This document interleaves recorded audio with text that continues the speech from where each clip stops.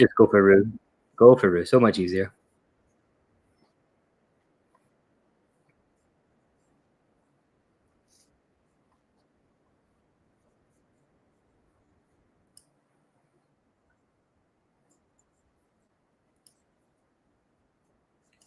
I mean, the last one was on Transformers Beast Wars, and pretty much done every kind of Marvel film, from the Endgame, Ragnarok, a bunch of other ones. Worked on Alita Battle Angel, and plenty of films I'd rather not remember having worked on.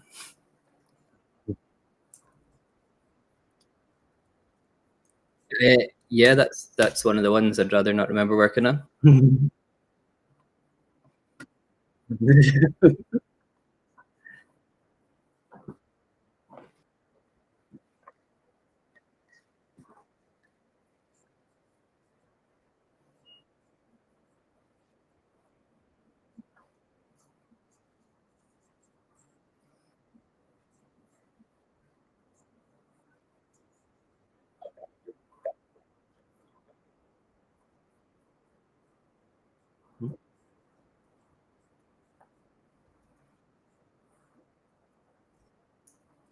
So I started from one of those CDs that you got in the front of a magazine, freebie style, many years ago, learning Lightwave, and then yeah, I know. And then from there, just switched over to Modo at some point. I think I was like 301 maybe, and that's pretty much just self-taught from there on until people got bored of me emailing them, and someone finally gave me a job. It was just persistence.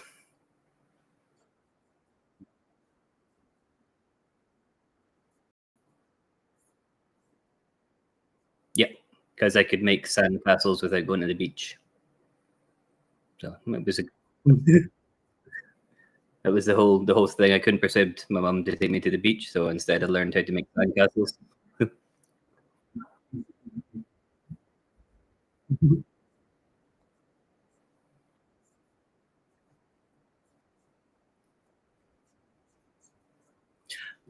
Yeah.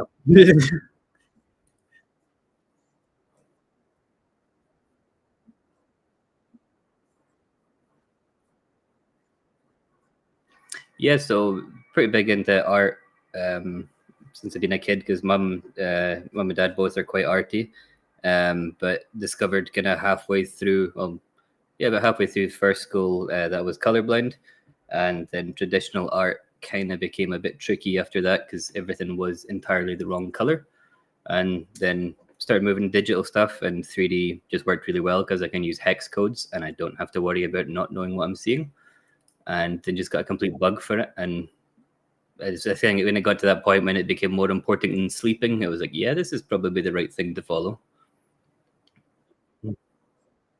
Right. Oh yeah. Yeah, it's like it's funny. I hear that reference by 3D artists all the time. They're like, I'm dreaming in polygons now, and it's like, you have become one with the force, haven't you? Yeah. Wow. Okay, that's extremely cool. So, do you have any other interests outside of 3D? You know, do you have any interests that don't relate to 3D technology? Yeah, I mean, for the longest period of time, I thought I was going to be a professional like mountain biker. That was based on nothing. I just really enjoyed it. I have a massive tattoo, which actually I think I designed it in Modo. I've got a tattoo entirely down my side of a logo of a bike company because I was not very good at it. But I convinced myself if I had a massive logo on me, they'd have to sponsor me and I would get famous. The terrible tattoo, and it didn't work. But I still pretend that I'm cool and bike now.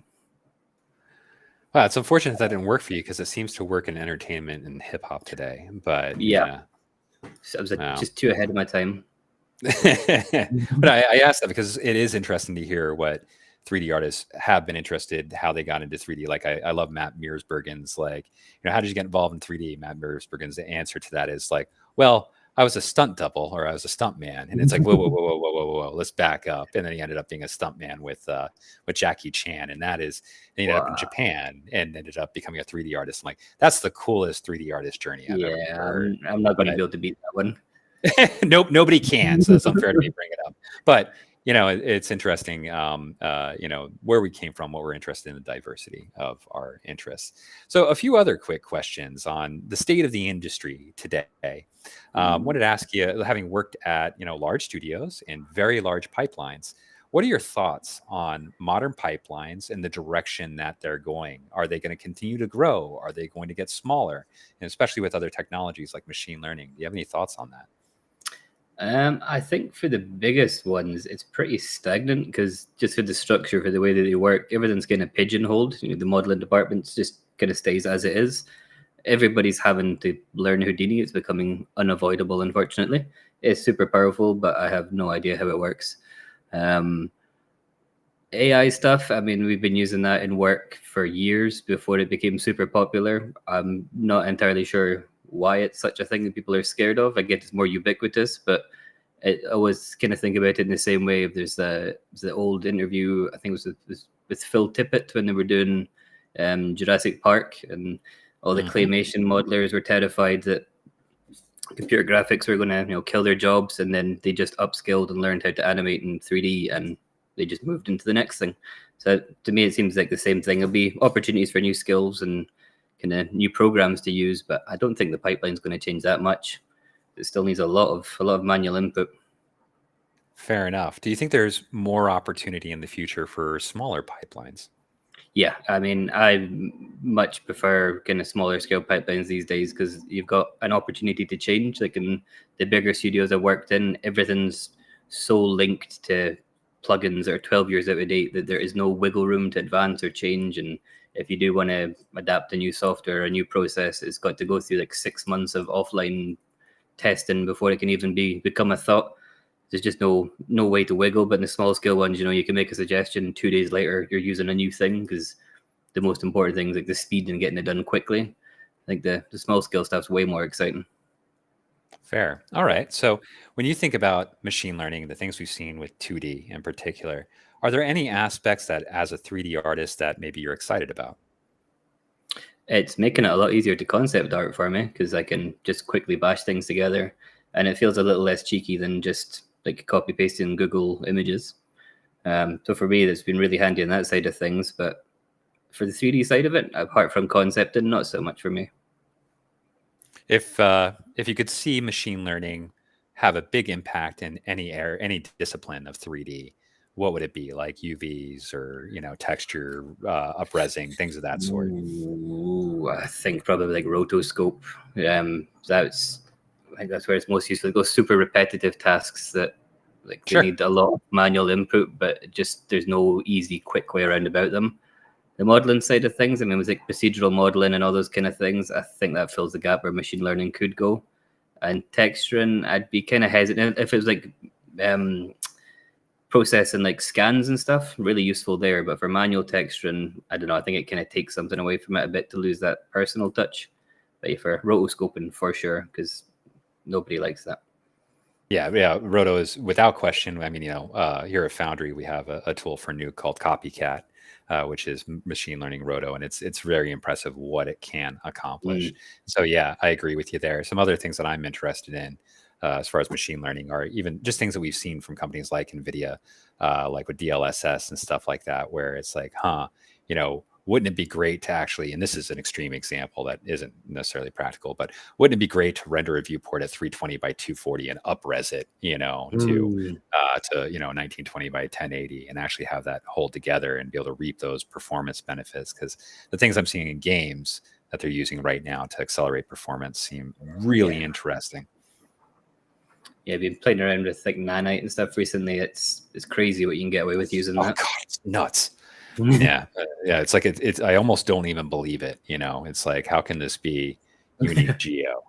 But it's amazing. Okay, well, very cool, man. Thanks for letting me pick your brain about those things. Before we move on to your interview, which is or your presentation, excuse me, which is pre-recorded. Anything else you want to bring up? We will be coming back after this and talking about a few things you have on your horizon. Yeah, and I would just say for what we're going to watch, if anybody's got any questions, now's a good time to ask me. So while we're watching it, feel free to ask them. I've got the chat on the side, so I'll try and answer them as we're going. But that'd be it for me just now.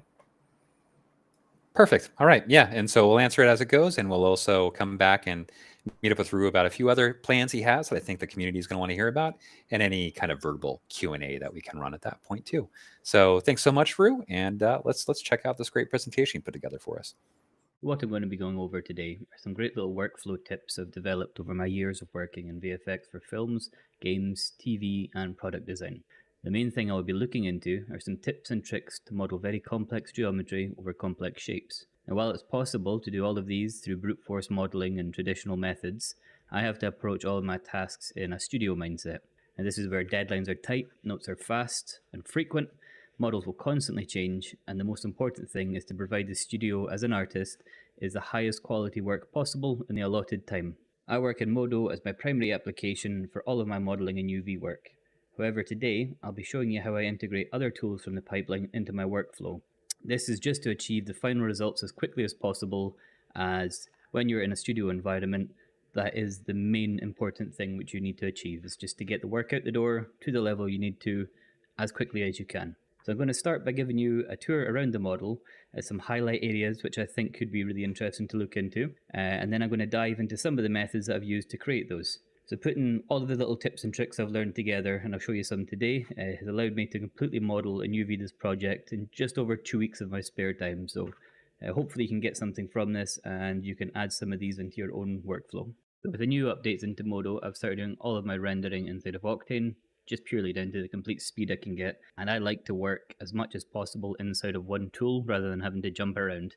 That's not how it's going to work in a studio, but for a personal project, it is awesome. As you can see here, this model's fully sub D. It's all quads. Depth of field is a 2K render, and it's coming in at just over 2 minutes a frame, which is pretty awesome. So my main objective with this whole project was I wanted to try and push my modeling skills to see if I could achieve what I would normally do with texturing.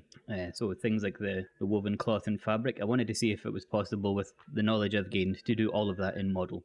So like the main challenges for this were things like this woven top and fabric. To get a consistent weave across of like a cloth shape can be pretty tricky, to be honest, but there are some really nice ways to go about it. So things like the rope aren't overly complicated. I'll show you the tool that I use to do this inside of Modo procedurally, but essentially these are just a spline which you can generate the geometry along. That's nothing too groundbreaking. The hair is done in the same way, it's just splines with geometry along it, just a lot of splines. But the cloth in particular was a bit more full on, and that's the main thing I'll cover today. The trousers, there's some cool tips and tricks in there, but a lot of this is nothing super groundbreaking. It's just to do with the topo tools and approaching this in a kind of a sensible, efficient way ahead of time rather than having to go back and spend hours of your life sculpting everything up.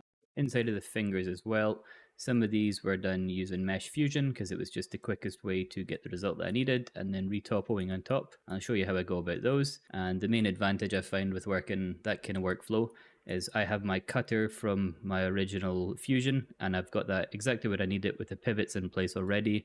I can just reutilize that for the model itself, and it saves a lot of time, and it's really good for quickly iterating. For other parts of the model, nothing too complicated in the ground. This was just an asset from Megascans, which I retopoed on top of. The Hoover was a lot of just traditional modeling with some cloth simulations just to quickly get these kind of wraps in place, because again it was the fastest way to do it. The same with the tape on top of there. Outside of that, there weren't particularly many challenges in here. It's just the subtle little things of modeling these bottles. These are all instanced, putting a little twist on them, 5-10 degrees on each bottle just to break it up a little bit. So you don't have to model everything 20 times. You can just twist and change the thing you've got, and it's normally good enough to get away with it. What I'm going to do now is I'm going to bring up some of the files I was using to create this, and we'll have a deeper dive into how I went about creating this fabric. So this is pretty much the starting point that I have for doing all the cloth and all the more complex bits of the model. I'm going to skip over everything else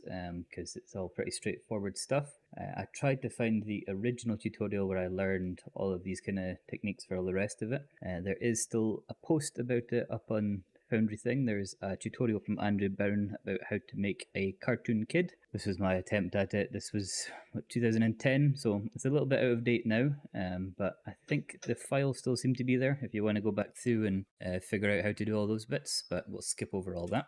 So for the main actual creation, all I've done is make a super rough base form. All I did was got some reference images of the character and made a kind of form which roughly suited. The proportions are a bit nuts, but for what I'm making and how I'm going to go about it, this is what I needed.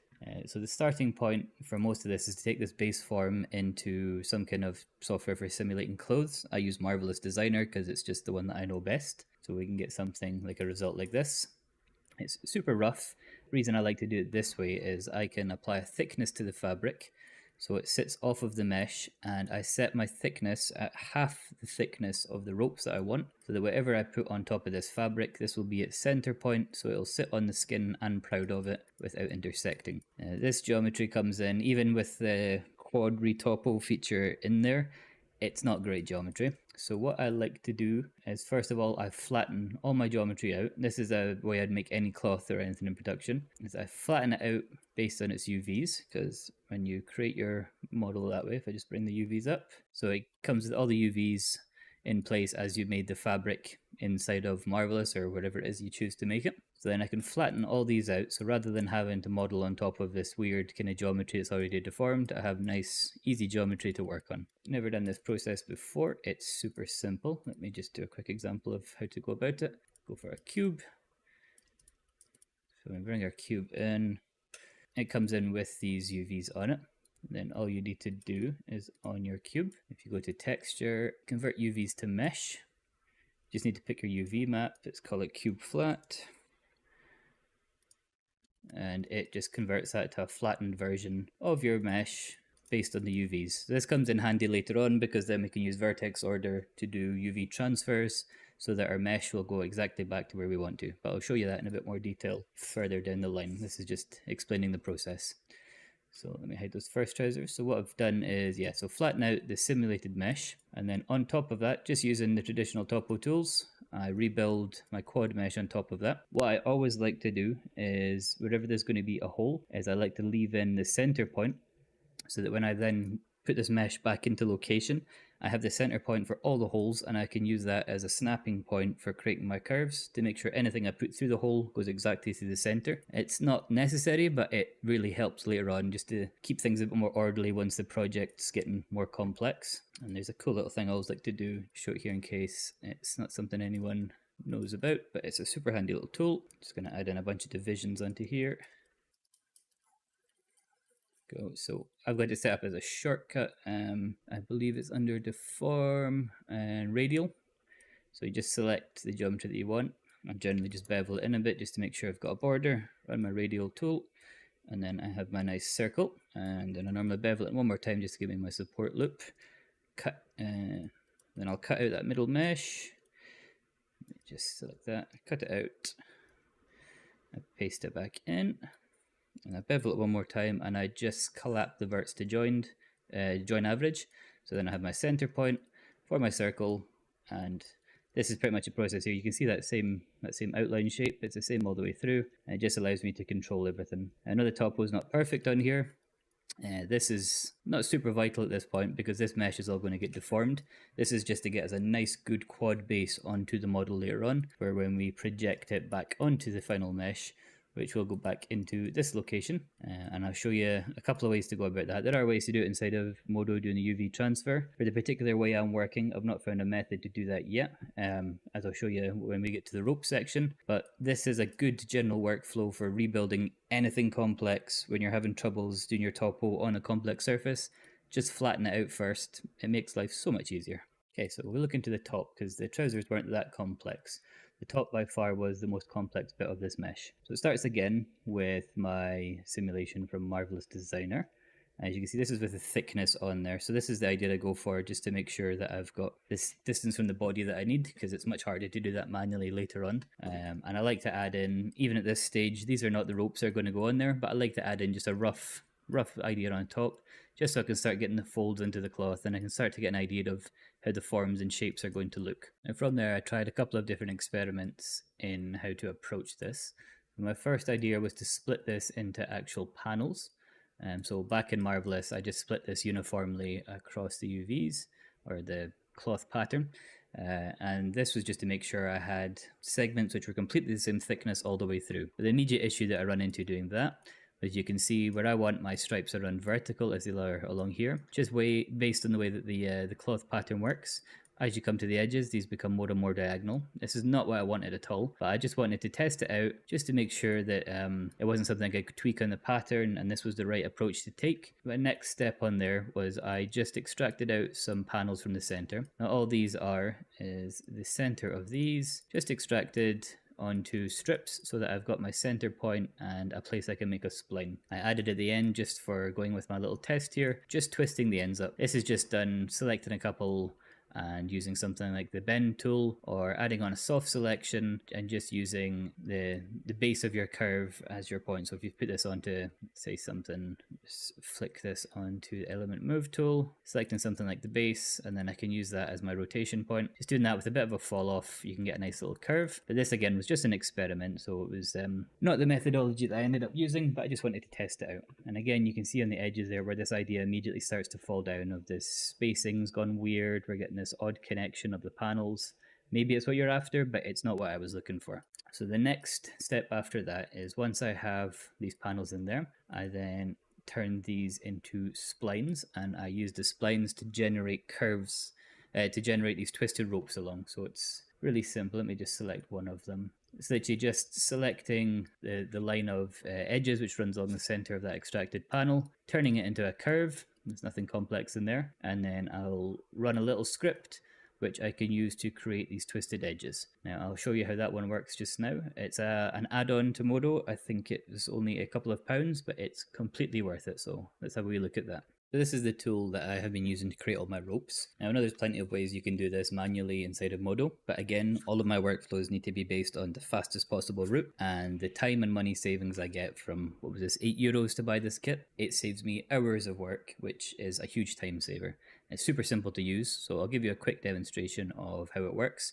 There's a great YouTube video that goes along explaining it in detail as well, but just for the quick example here. So all we need is a couple of meshes in. So I'm just going to create, first of all, just a mesh so it's more relevant to how I went about making the clothes. So I'm just going to add in some basic divisions. So what I need to do is we need a mesh for the curve, and we use a B-spline for this. I just turn on snapping. So what we're trying to imagine here is that this is the flattened UV panel of one of the bits of cloth. So I'll just draw the curves along it in the way that I need to. Just add something random in. So we have that nice curve. It's on top of our panel. I'll get rid of this mesh. All we need is another empty mesh, so we'll call this one rope because that will be what is generated. You have this in your schematic view, pop them in there. So our geometry will go into there. Our curve goes into the source, and this will then give us this kind of lump here. Now, it doesn't look great to start with, but all that we need to do is we can adjust our twist. We can fit it to get the rope that we need. So if we want like a wide knit or a shorter knit, we can add, if we want another couple in there to add the density, and we can add in our thickness. It's just a really quick way of generating curved ropes, and because I've got my curve in there, I can still move all this around and change my rope as I need to. So it's super handy and super quick. For the specific way that I wanted to design this project, however, this just doesn't quite work. It gives me very granular control over everything that I need to, but it's a lot of work. As you can see in here, you need to individually create each thread, which is a lot of work to control them, make sure they're even, and it just doesn't quite give me the pattern that I'm after. And again, because it's become straight out of Marvelous, on there I already have my panels that I've made that are ready to do my UV layout on. It's the same process again. We're just putting the panels to flat from UVs. Now, because I'm not actually going to be using any of this geometry, there's a nice little time saver in there that I don't need to retopple any of this, because ultimately it's only going to be the ropes we see. This geometry will be deleted. It's just essentially the working mesh. Now, I'll show you a rough layout of how it works, and then I'll give you a better example of how to see how it's done properly. The only thing I would suggest if you're going to be making any clothing like this is that you're going to want to have not just at the very edge, because if you imagine at the edge of this pattern, this is where the rope's going to stop, and you're going to get a very abrupt end. So what I like to do on meshes like this, and it's going to make this very rough and ready. It takes a bit of time to finesse it and get it perfect. Is I will just do an inset. This is very rough and ready. I think I actually ended up retopping this just so I could get this nicer edge. The idea of this is that when I use the UVs to blend my ropes back onto it, they don't just abruptly stop at the edge. They'll somewhat curve inside of the top, and then I can hide the seams where the two items blend. Basically, what I want to do next is to then lay out what you want on top of the pattern. So this is a very rough layout of initially just popping the ropes on there, just for an example.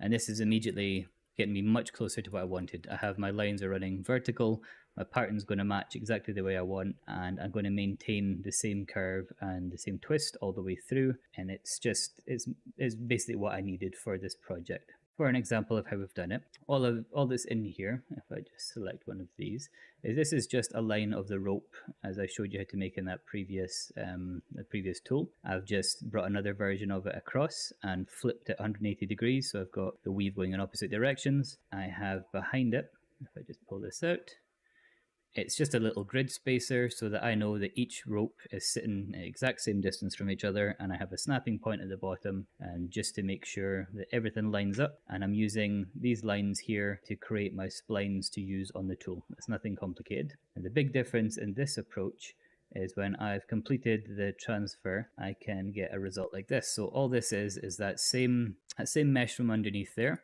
but just deformed with those ropes. And you can see now they conform really nicely. I've got my same UVs from all of these, so I've got my straight laid out panels, but I can put it over a very complex shape. Where this is really, really useful in production is if I get a note to say that they want a different top or a different shape or anything, all I have to do is change the form which I have used to generate this, and then I just reproject everything on. I don't have to redo all my work. It takes maybe 15-20 minutes rather than having to remodel the whole thing. So I'll show you just now how I go about that. I've not yet found a good way to do this inside of Modo to keep the deformations in place. So this part of the process I normally run through Maya because it's just the quickest. But if anybody out there wants to create a tool for Modo to do this in-house, it would be absolutely amazing. It's essentially one of the few processes which stops me from being able to do all of my work in Modo. So let me show you just now how I go about creating something like this. I'm just going to use this simpler bit of rope here and just to describe the process as a whole, rather than going over each individual panel. So all I have here is the base rope that I've made. This is exactly the same section of rope I use for every single bit of the top. I just copied this onto each panel as needed and I modified it on there. All you need to do is when you have your rope, you then have behind it this flat section, which is directly in the middle. So this is where your deforming will happen. Put enough geometry on there to simulate this is the retopo version of our mesh.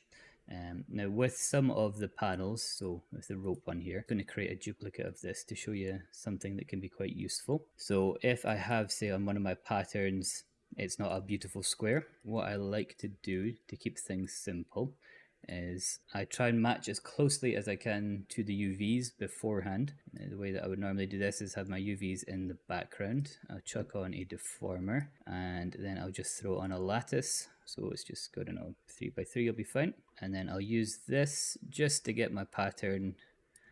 Let's pretend this is like a front panel of a cloth. I'll just use this just to match up to make sure that my base ropes are aligning roughly.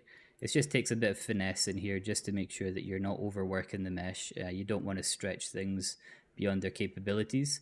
As you can see, they were starting to distort the pattern. So this might take more time than the other stages, but it's worth just spending some time getting this in here. This is why we're keeping it on a flat plane for now, just for the sake of speed. But that's how I would go about matching my ropes on there. So what we would have afterwards, I'm going to clear this out the way, is I have my flat section. So this is my flattened retopoed mesh as we did with all the other steps. And then I have, this would be the simulated panel draped over the character. So these now have the same UVs. They sit over each other directly, which is really important. So they're matching the it's really important as well to have, and not so much for this process, but if you're going to be doing this without retopoing things, you need to make sure to have the same geometry as well. So you've got a matching vert order, but we're using UVs here because it's just a bit easier. So we need to just jump over to Maya to do the next bit. So for this process, I would love and challenge anybody who has a much deeper understanding of how to create tools inside of Modo to find a way to do this. It's far beyond my knowledge. So being that I have to work by the fastest methods available to me, I have to do this through Maya, unfortunately. But it's a very simple process. So all we're doing is, with that same mesh we just brought from Modo, we select our ropes and we select our mesh underneath. We create a wrap. So the idea is now whatever that mesh underneath does, the rope will follow. Okay, so now what I want to do is I have my mesh underneath, which will, anything that happens to that will happen to the ropes. I just want to transfer that over. So I take my simulated panel as it would be on the cloth to my flattened version. And just by vert position, I transferred it by UVs. And that will then transfer my rope onto my mesh. And then all I have to do is freeze this and bring it back into Modo. And I have everything nicely laid out on my panels. You just have to go through one by one and do this process for each panel. So with that workflow, that's how I created all of the top. It is about the fastest way I know how to do it. So you can see here, that same process, all it is individual panels. And you can see what I was meaning in there when we curve the inside of the panel in. That's just so, let's find a nice seam in here. Like when we get to an edge seam here, the rope will slightly curve in on itself, so we get a nicer natural join rather than it being an abrupt end. And you can see as well when I was suggesting earlier on when you're doing your retopology of your flattened panels to add in that little center point. This is just that mesh that we saw earlier reprojected onto the UVs. And then because I have that little circle in the middle, I have my center point, and it's the same process as when we made the ropes for all the deformation.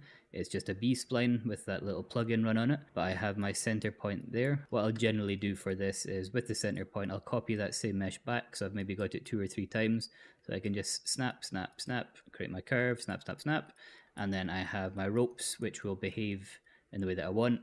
They'll line up perfectly to the center of each part. The only other thing on here, which took some time just to add a nice little bit of customization in, was the fraying on the edges of the ropes. Now, there are some cool ways to do this with bending, but I wanted a bit more control over it. So what I've done for those, I'm going to isolate one of these ropes out and I'll show you quickly how I've gone around that. Let's grab a wee handful of these. So because I want quite a lot of control over each individual one, what I normally do is I will select somewhere around maybe in here. So I'm just going to add a material onto this just so we can get an idea of how it's going to work a bit clearer. Let's just call this temp, give it some obnoxious color. Fantastic. So what I'm ultimately going to want to do is to kind of bend and deform this. What I want to do is to have a soft selection on there, and I would do this at the start. We only have to do this once because essentially every rope's going to match up the same. So let's chuck a soft selection on. Let's just get it so it roughly lines up to that end point, and then select my loop. I set that as my work plane. So now when I select the end there, I can just set this to origin, and it will give me a point in the center of there, and I can then freely jiggle and bend this around as I want, and then all I have to do is change the fallout to something ease in or ease off just to give me the control that I want. I know it can be done with a bend deformer, but where this is really useful in here is when I'm working with lots and lots of little threads that are intertwining. I can work on every axis at the same time, and I can just go in and individually match things up and try and get rid of as much intersection as possible. It's a really nice quick way to go about this, and that's pretty much how you did the whole top. Took a bit of time, but it adds a nice little extra bit of detail in there that I think was more than worth it. It's the same on the end of every individual rope. It's the same process. There's nothing different in there, just a bit of repetition just to kind of art direct it as you want. And I'll quickly show you the way that I did the fingers, because that's quite a cool little technique as well, just using mesh fusion. So just a little second, I'll give you an example of that. This is just a very simplified version of the finger just to show you the process. So what we'd normally do first of all is go in and make these like a mesh which closer matches what I'm after. So I might go in and kind of add a bit of shape on there and some curve just to get it looking like a finger as I would want. And I put my pins in place, and this just gives me a chance to lay everything out before I commit to anything. Let me just hide that lower one. What I now have here is my pin in place, and this will be later on where I want my rotation for the finger to be from. All I need to do to get this in place and working is, so if we go over to create and then into fusion, select your thing you want to remove from, make a new fusion, and then I just subtract my pin from the fusion. So now I've got that indented in exactly where the pin is. So then all I have to do is freeze this out, change the topo as I want, and then I have my finger with a pin exactly where I want. So when I rotate this later on, it will rotate inside of this socket, it won't intersect. It's the same process if I want to cut a sphere out or whatever shape it is, and I just repeat this all the way along the finger until I have a complete jointed finger. About the fastest way to go about creating something like that. It's super powerful. Just for a little extra bit as well to explain how this might actually work in a kind of a pipeline in a studio. You know, when we're working on a home project, you can get away with using all sorts of cool little procedural ways of working and your own little sneaky tips and tricks. But this is, for example, this is a model we received from the client we're working for. So I've just taken one of the presets, the toy car, and the client wants you to do this but made out of wood. It needs to be this car. It needs to match all the dimensions. So rather than spending lots of time remodeling this, we'd use the same kind of technique. So for example, we would extract out the hood of the car. The same process as before. I would just UV it as I wanted, and then I would make my flat version of it. And this is where it becomes really powerful if you're working in a studio or with a client. So we're going to pretend that these are 3 planks. One of them the client has delivered to us. The other 2 another artist in the studio has made using their own methods. These planks have been approved. These are the ones that we need to use for whatever reason, the textures, the layout, something about them we cannot change, we cannot rebuild. We need to just use these. So what we do is we then just lay this kit out on top of our flattened UVs, and then using exactly the same process we can transfer that kit onto our mesh. So then we have the client approved model or textures on there. This is on there as a mesh already, so our work is done very, very quickly for us. But the very nice thing is when inevitably the client decides that they want one of these planks changed, but only one of them, the other 2 need to stay exactly the same, or there is some other design note, perhaps they want the red one, they want that copied more than the blue one, whatever the case may be, all that we need to do is go in and just change our layout of our planks, and then we just deform it back over onto the mesh. We can have many versions of it as we need to, as quickly as we need to, using pre-approved assets, and we can just fire out version after version until we get one we're happy with. And the nice thing with this as well is I can have another artist who's possibly in a different part of the world, we're in a different time zone, we can't communicate directly.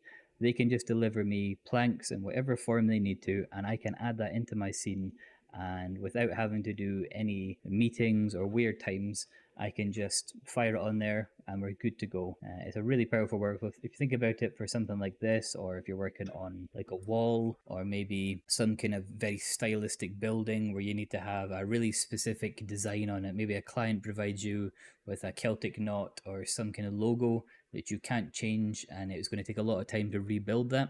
All you have to do is just fire onto the UVs, blend it over, and you are good to go. But using those techniques that I showed you there, mixed in with just traditional modeling, it's how I approached this entire project. There's nothing else fancy in here. This is just an asset from Megascans, which I just did a quick retopo on top of. Everything else is using fairly traditional methods. I showed you how we made the trousers, the ropes from the splines, how to get the complex fabric details in there, the way that we did the fingers with Mesh Fusion, the same way I did all the arms. This is just the traditional spline methods. For the fabric on here, this is the same process as before, just done my sim in Marvelous and brought it back over, flattened it out, retopoed it, and then projected it back on. Nothing complex in there. The same process for the tape on here. It's just finding the best ways to combine these methods to get you the result as quickly as you need to. And I'll show you the final project there. If I just full screen this. So the only thing in here which I haven't shown because it's super simple is for the snowballs. Literally all I did for those was extend the edge of this base up. I created an array of the snowballs in the air and just simulated them falling down. Wherever they landed, that was the final placement. And apart from that, everything was just rendered nicely in Octane. It's all just using one material with a slight subsurface on it and a really shallow depth of field because I wanted to try and get the effect of this being like a miniature model. As you can see, the result at the end using this method is that we get really clean mesh.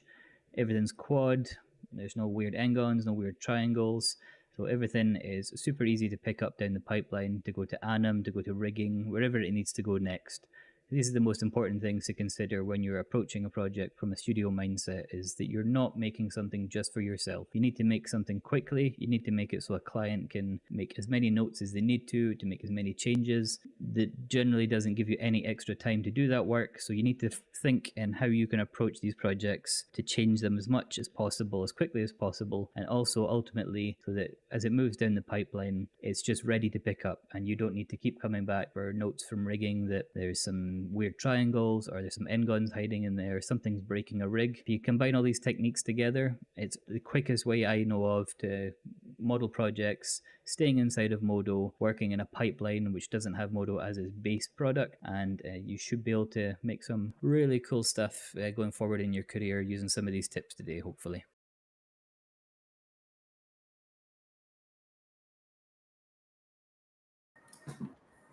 All right. Wow, Rue, that was fantastic. You're clearly a master artist, but you can also tell that you come from a strict production background because, I mean, A, the proficiency of what you showed there, but B, your presentation of that material is fantastic. You got through a lot really, really fast and really efficiently. Now I'm going to recap the beginning in just a moment, and then we'll come back to talking to Rue. But I just wanted to point out that's amazing. And I have a solution to your using Maya problem. We'll talk about that in just a moment. Please. All right. Okay. So just to recap, we opened up with a few updates regarding 17 and what you guys can expect. 17.1 public beta was just released about a week and a half ago. And it's ready for you guys to start playing with. And one of the big announcements with the public beta is ACS3 is now a part of Moto going forward. It is a native part of Moto going forward.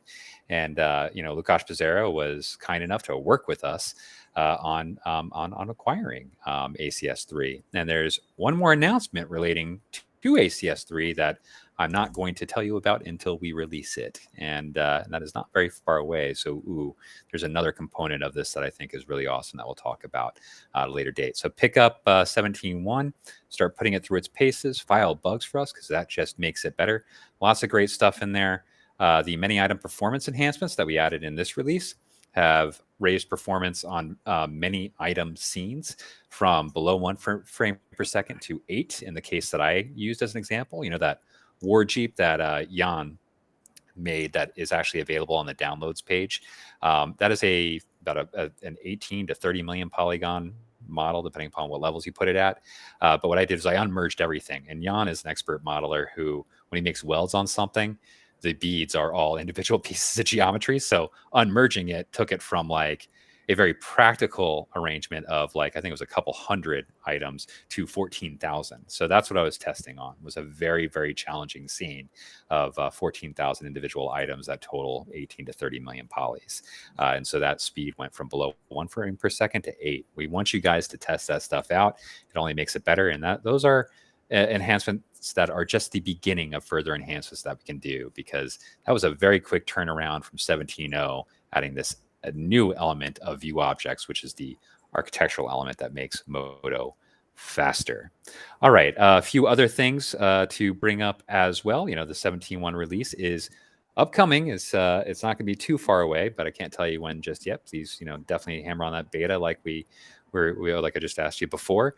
But we have a few more fun things coming along. Like right now, the Moto mascot contest is going on. We would love to see more entries for that because we want to have the Moto users create the Moto mascot that they think represents Moto well. I think that's about it for the updates. So now let's come on back to Rue. So Rue, yeah, your Maya problem. Are you very familiar with UV transform at all? Not at all, I'm afraid. Okay, great. No, it basically it allows you to match up two sets of UVs, and then basically that becomes almost like a wrap deformer. So I do with Marvelous workflows, I do something very similar to you, where I do the UV to mesh thing, but then I make sure that the UVs line up, and then I let that UV transform then deform one mesh to the other shape, and you can actually maintain the dimensionality of the shape that's being transformed with the right settings. So your braided ropes would actually still maintain the integrity of their shape, but be wrapped around the shirt UV essentially. So you and I should talk about that. I can show you how that works when my internet is actually behaving itself. And yeah, that was the final thing. Sorry guys for the not having any video up right now. I am not suddenly 11 years younger. Like this image looks like. I might have some internet problems today. We think is because of Hurricane Beryl, but this is the first time that Google Fiber has completely failed for me. I have no internet. I'm tethered to my phone right now for internet. All right, so that asset was excellent. Everything you showed about it was excellent. What's happening with that asset, Rue? Like, do you have any plans for it? Because it's not textured. Yeah, I do indeed. So at the moment, what the plan I've got for it is, because I've been making it entirely with the film pipeline in mind, the whole asset has also been UV'd. It's to UDIM as I would for production. So I'm going to do a little competition, which I'll mostly be hosting through LinkedIn, because as much as I like all of you, I don't want you to have all my personal socials, I'm afraid. I'm going to give you the model. It's fully ready to go, fully UV'd. You'll get a scene with the cameras and everything in it already. And the idea is you take it and you texture it however you want, because it was kind of a mixture of that the meat mat competition. I really liked what people did with that. And then after having played the game, if you've never played It Takes Two, like every kind of different section of the game goes through a completely different aesthetic change. It's got every part of it has a completely different feel. So I wanted to just be able to give people who maybe they've not quite spent enough time learning modeling yet to make something like that, give them the chance to work on a film ready asset where they can, make it their own and put whatever comes out of their imagination and their style on it. So it's going to be really simple the way it works. We'll start on the 1st of August. So I'll put a post up with the full details then on my LinkedIn. And basically all you have to stick to is don't change the model, don't change the UVs, render inside of Modo. There's already cameras in there. These same cameras are already in there. And outside of that, it's to do whatever you want to it to get it looking as cool as you possibly can. And I'm going to have myself and there'll be a few other people who I'm still got to finalize on. We're going to do essentially kind of like judging of the competition. And the top 3 winners, we're going to get some prizes from the Foundry. There's some swag bags. I'll be going out to those guys, as well as getting to share a bunch of work. But my main incentive behind it was we were saying at the start, like coming from like having self-taught and just learning in my bedroom. It took me a long time to figure out how film pipelines actually work and how it is to work in a studio. So I'm giving you an asset exactly as I would deliver at work. So this will give you a taste for what you need to do if you actually want to get a full-time job texturing. And it gets you some free exposure, which is always handy if you're trying to be an artist. Yeah, that's an idea. That is wonderful, man. I can't wait to see this spin up. And yeah, anything we can do here at Foundry to help support you, we're more than happy to provide some swag, and we want to be involved with you on this.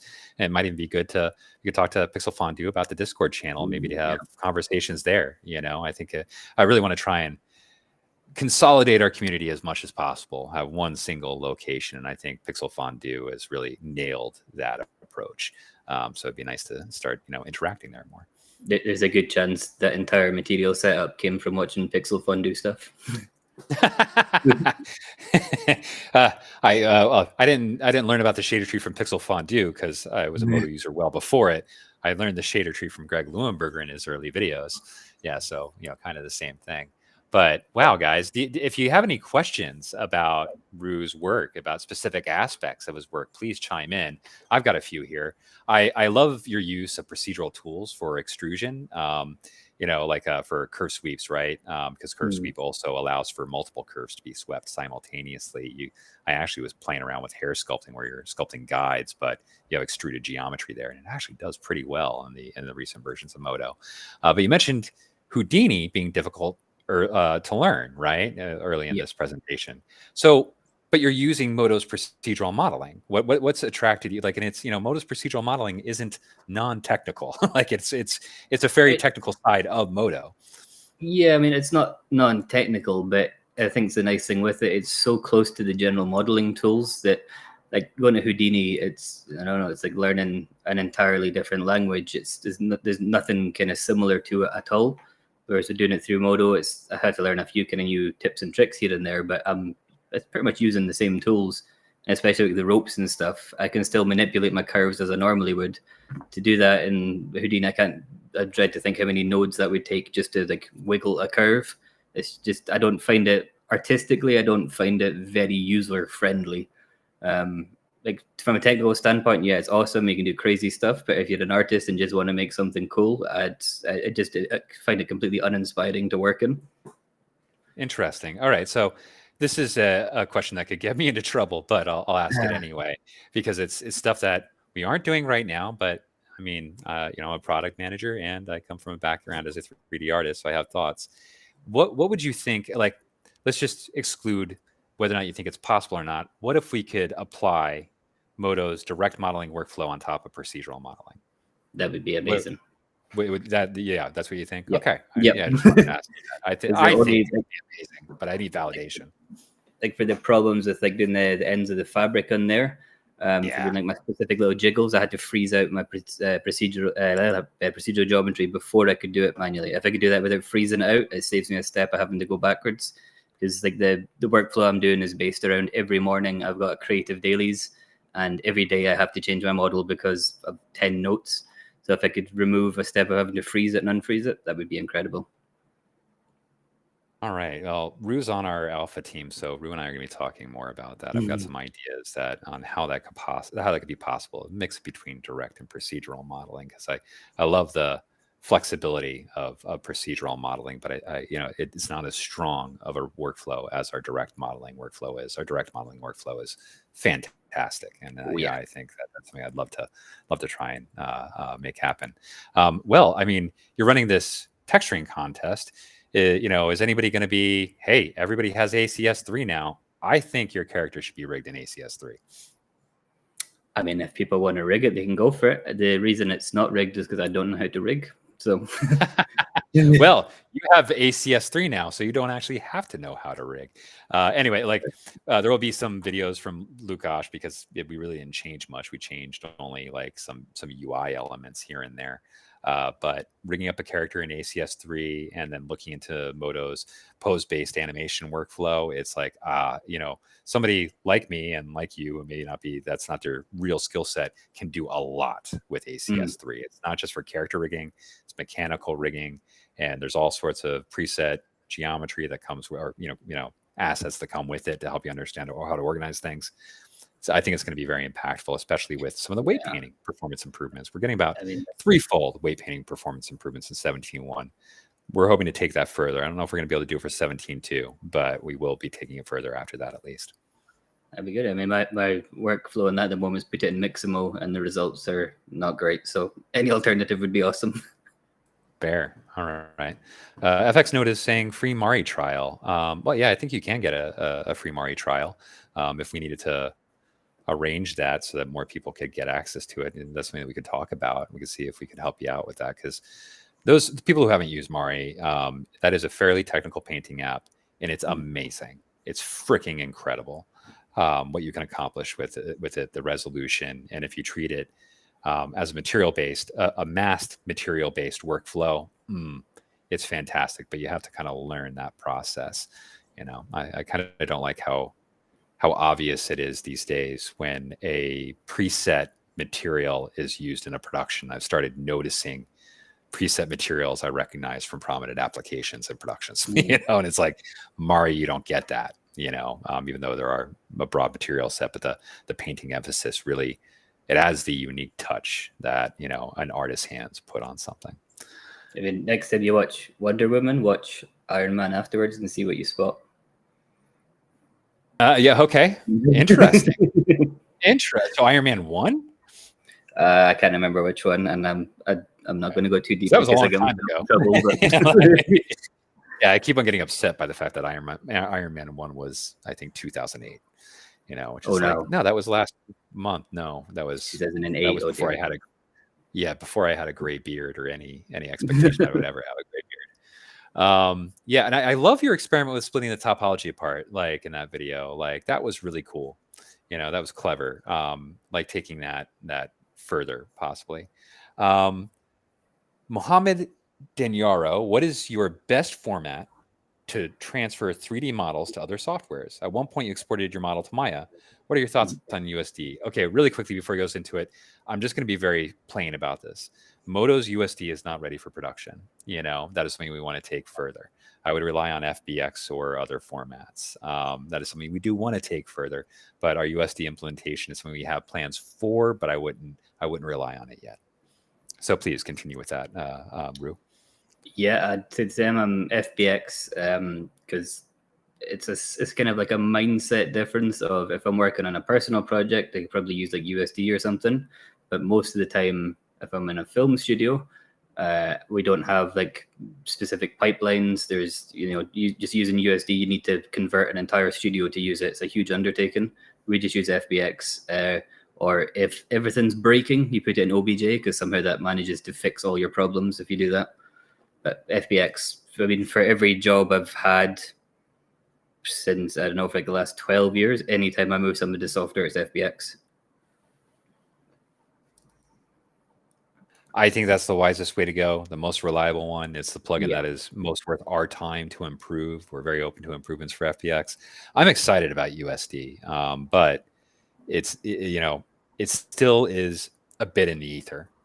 Like everybody that we talk to about USD, every major company organization has their own flavor of USD, and I think that's fine. Having a baseline is something that is great to share between applications, but I do think USD as a whole needs to settle a little bit, and we do have some plans around it. I think can be exciting because USD does bring a lot of really interesting capabilities that we're interested in, but it should be done right.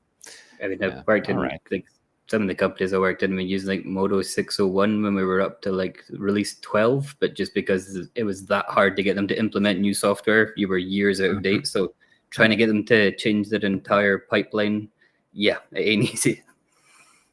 Got it. Exactly. You have to offer a good reason, and that's what I would like to be able to do. I would like to be able to have an offering that makes people say, yeah, we should invest our time in implementing this or adding this. So that's how I think about things as a product manager. Let's see. There was an interesting question from Link. Link, what concern regarding AI? What's the concern regarding AI in 3D modeling world? Yes, it is very relevant. What do you think, Ru?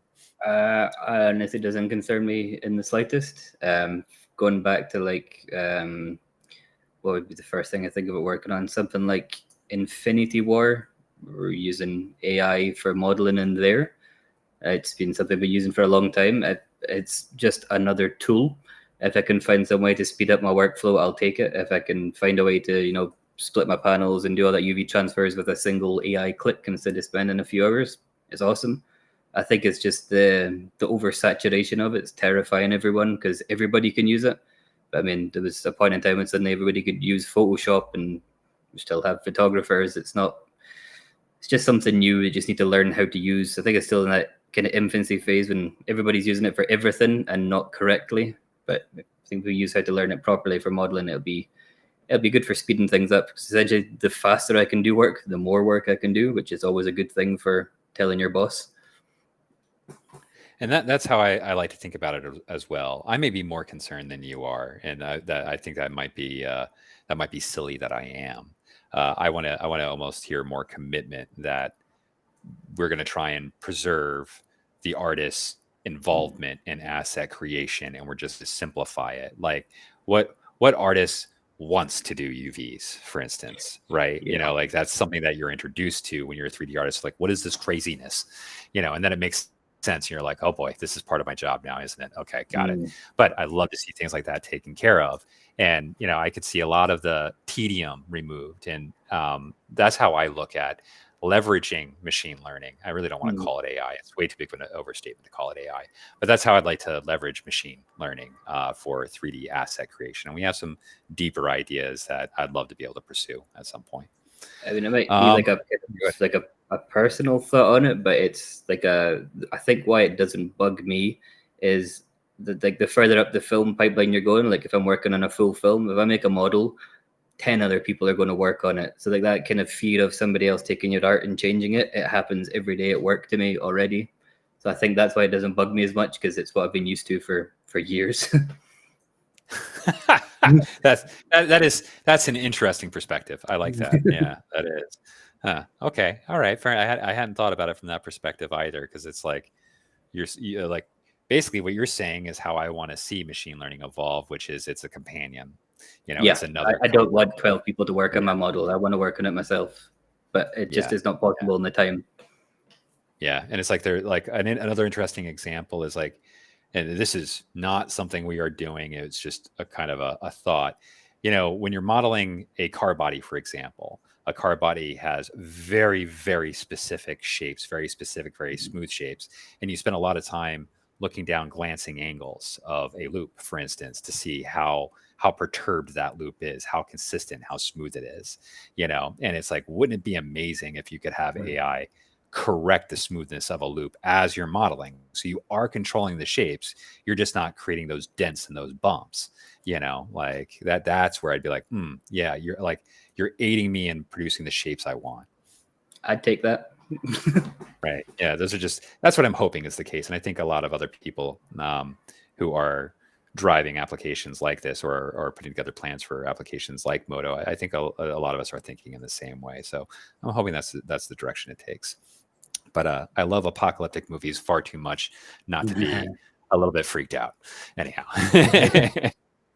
But that's progress. If it doesn't freak you out a little bit, was it worth it to begin with? Yeah. All right. Zach Osman, I'm so lost when it comes to USD. So far, it seems so promising, but quite different from FBI. Yeah, it is. Well, it's a scene description. It's like you're supposed to be able to pass a scene, interact. It has referencing built in. It's, it needs to be treated in a very different way. But USDZ is individual assets. And so, it's something that could be more robust. It could carry more data. Like, Moto's geometry, the assets in Moto have a lot of data attached to them. Maybe USD with sidecar stuff could actually transform more of Moto's data and make the assets that are being brought over more robust and more useful. I mean, it's a great thing. I've worked a little bit in it, and it is really cool. It's just the problem of adoption. It only works if your whole studio is using it, really, or it's kind of pointless. Well, I'm interested in it also for small pipeline. That's something that has been investigated a lot, and I think there, like we talked about, there's an opportunity for small pipelines, and if you can like have built-in referencing and built-in versioning and stuff like that, there's a lot of potential there that kind of goes beyond what we usually think of as a file format. Yeah. All right. Let's see. FX creating out of his charges, FX node, like what version 20XX? I don't know what you're referring to with 20XX. Sorry, FX node. I'm not committing to any features. I'm just talking as a nerd who enjoys this stuff and, the things I think about when I go to bed. So yeah, not committing to when. I hope I get to do some of the fun things I'd like to do. Right now, we are very focused on performance and stability. We are planning on focusing extra effort during 17.2 on stability. We might trim our feature set back a little bit just to, spend time fixing existing bugs and legacy bugs so we can get Moto in that really solid, stable state I think you guys need it in. But we'll be talking about that after the 17.1 release in a roadmap live stream. Yeah, and AI texturing looks interesting. I would just love to, FX Node AI texturing is interesting. I would love to just automatically create high resolution tiled images from low resolution images. Like that to me, it's like, that's a time saver. And if I could iterate on it and be like, give me another version and another version, and another version. Yeah. Link, again, will the Foundry as a company add elements of AI that being that companies like Adobe in ways with certain software that's causing a buzz out there from users of products? Thanks. Will the Foundry as a company add elements of AI? So we have projects that do leverage machine learning, like I mentioned with Nuke Copycat. We are extremely interested in actively researching machine learning in various different ways, but I don't know. The most recent things I've heard about Adobe with machine learning, I don't see us approaching things in that way, like the data collection and stuff like that, right? But yeah, machine learning is something that we're extremely interested in. It is part of one of our directives here at Foundry is that we want to see how we can use it in ways that enable artists. Any rendering updates from Jamie? Not right now, Neo. Right now we are focusing on getting 17.1 out. Hydra has been moving along well. I will definitely be showing you some progress on that, later this year, but giving you some solid expectations for when you can expect to truly see a Hydra renderer. I think our alpha testers definitely will be seeing it in the fall, but not sure if we're going to make it out the door ready for use yet, but it's looking really good.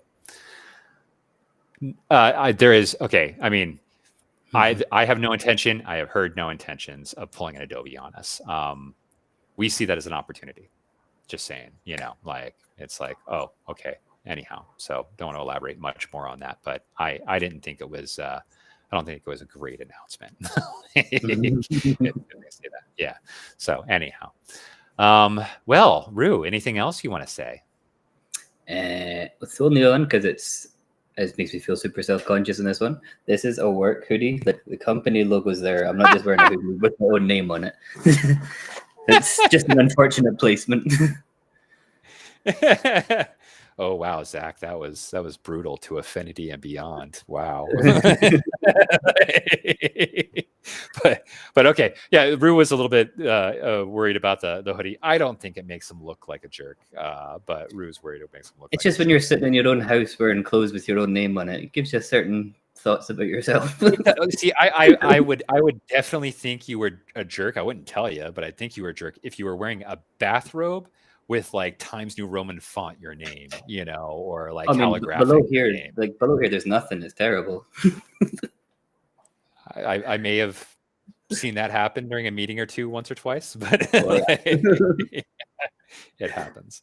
Oh, Material X. Okay, well, that Material X is, there's something that we're investigating. It probably won't be in the first version of a Hydra rendering delegate, but I think Material X may be the way to go. But don't want to commit to all those just yet. But I think that may be the wise direction to go with a single material format that really can accomplish everything that everybody needs. All right.